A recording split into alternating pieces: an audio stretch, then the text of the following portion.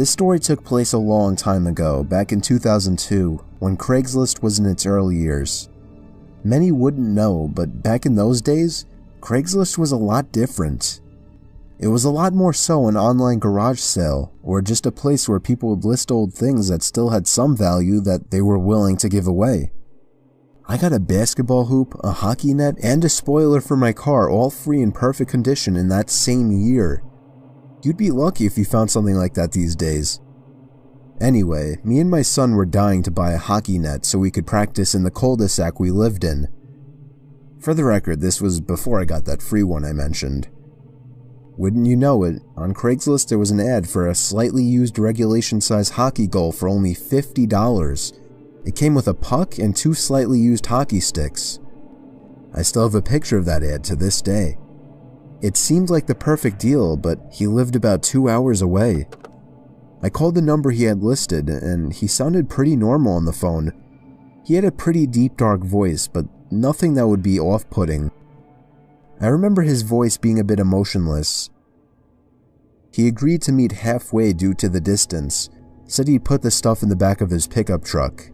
He said he could only come after he got off from work though, which was much later in the day, way past dark. We agreed to meet at some rest stop off the highway.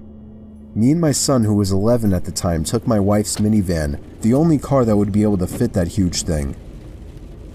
Within an hour, we were at the truck stop, which was empty at this hour, but was decently lit by 3 big light posts.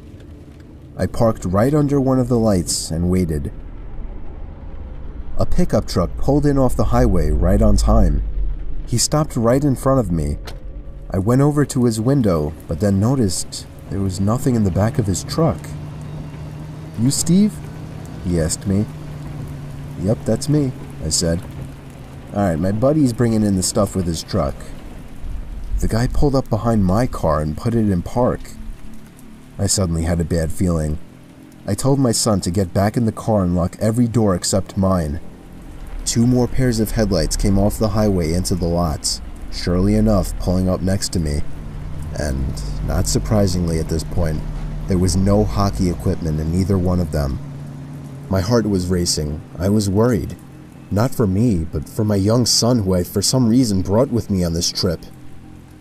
A group of large men mixed with heavy-set and muscular physiques stepped out of the 2 pickup trucks behind the first one.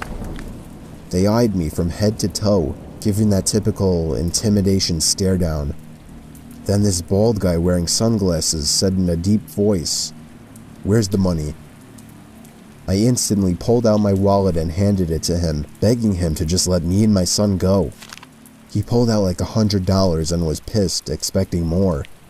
He then sent 2 of his goons or whatever to get my son. At this point I screamed and begged for him not to take him.